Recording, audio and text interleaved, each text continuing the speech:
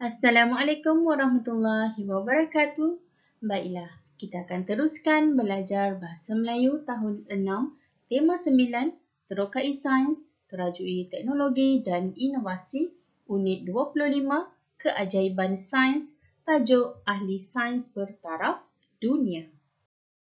Kita akan belajar kemahiran menulis, standard kandungan 3.7, menghasilkan penulisan kreatif dalam pelbagai genre dengan betul. Standard pembelajaran 3.7.1, menghasilkan perenggan yang kohesi dan koheran dengan betul. Objektif pembelajaran, pada akhir pembelajaran murid dapat menulis perenggan yang kohesi dan koheran dengan betul. Kriteria kejayaan, murid berjaya membaca maklumat tentang ahli sains bertaraf dunia, menulis perenggan yang kohesi dan koheran dengan betul. Baiklah, murid-murid telah bersedia. Mari kita belajar bersama-sama. Baik, aktiviti yang pertama, mari kita membaca maklumat tentang ahli sains bertaraf dunia. Profesor Dr. Abdul Latif bin Ahmad lahir di Beranang, Selangor pada 4 Januari 1967. Merupakan Dekan Pusat Pengajian Kejuruteraan Kimia serta Dekan Penyelidikan Sains Fundamental Universiti Sains Malaysia. Menjalankan kajian dan penyelidikan bagi merawat air sisa kilang kelapa sawit dengan menggunakan teknologi membran.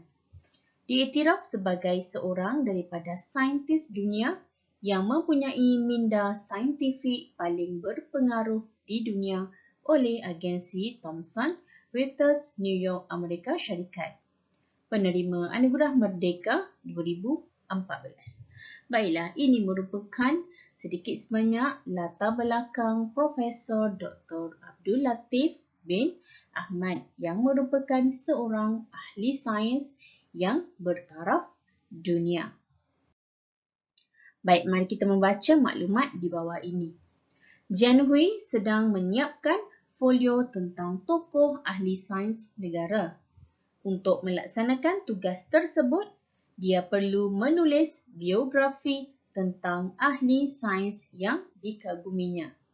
Dia telah melakukan penyelidikan dengan merujuk pelbagai sumber seperti keratan akhbar, majalah dan internet.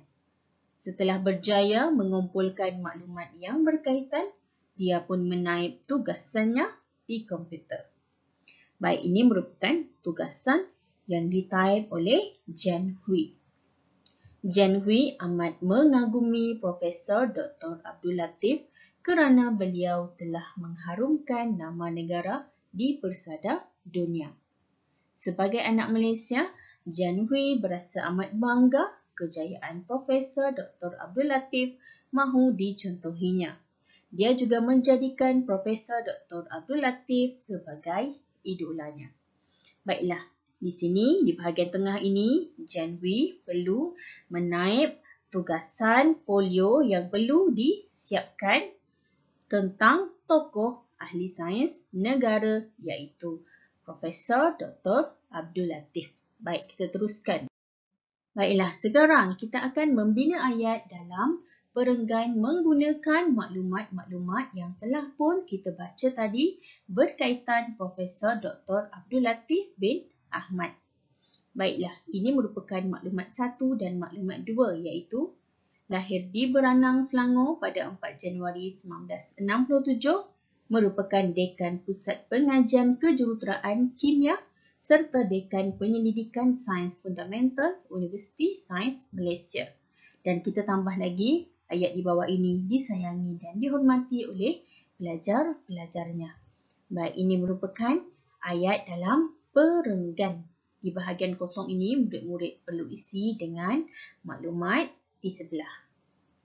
Beliau dilahirkan di Beranang, Selangor pada 4 Januari 1976. Beliau merupakan Dekan Pusat Pengajian Kejuruteraan Kimia serta Dekan Penyelidikan Sains Fundamental Universiti Sains Malaysia. Beliau juga seorang pensyarah yang disayangi dan dihormati oleh pelajar-pelajarnya. Baik, ini merupakan maklumat yang ketiga. Menjalankan kajian dan penyelidikan bagi merawat air sisa kilang kelapa sawit dengan menggunakan teknologi membran. Mengurangkan pencemaran air sungai, memastikan ekosistem akuatik terjaga daripada berlakunya pencemaran. Baik, ini merupakan ayat di dalam perenggan. Antara kejayaan Profesor Dr. Abdul Latif bin Ahmad ialah beliau telah menjalankan kajian dan penyelidikan bagi merawat air sisa kilang kelapa sawit dengan menggunakan teknologi membran. Tujuan beliau melakukan kajian itu adalah untuk mengurangkan pencemaran air sungai yang disebabkan oleh kilang kelapa sawit. Kesannya, hasil kajian dan penyelidikan beliau telah dapat memastikan ekosistem akuatik terjaga daripada berlakunya pencemaran. Baik, kita teruskan. Seterusnya, maklumat 4 dan 5 diiktiraf sebagai seorang daripada saintis dunia yang mempunyai minda saintifik paling berpengaruh di dunia oleh agensi Thomson Reuters New York Amerika Syarikat.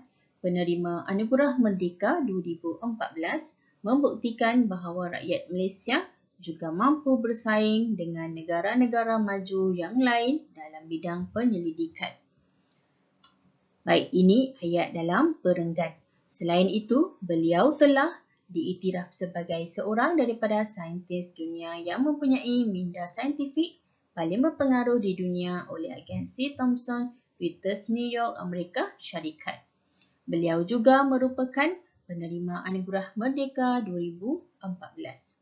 Kejayaan yang beliau peroleh ini telah berjaya membuktikan bahawa rakyat Malaysia juga mampu bersaing dengan negara-negara maju yang lain dalam bidang penyelidikan. Baik, sekarang kita perlu menulis perenggan yang kohesi dan koheran. Baiklah, di sini cikgu telah sediakan perenggan karangan yang bertajuk Ahli Sains Bertaraf Dunia. Jadi murid-murid perlu isikan tempat kosong ini dengan maklumat yang betul. Baiklah, sekian sahaja video pembelajaran pada hari ini. Selamat membuat tugasan. Assalamualaikum warahmatullahi wabarakatuh.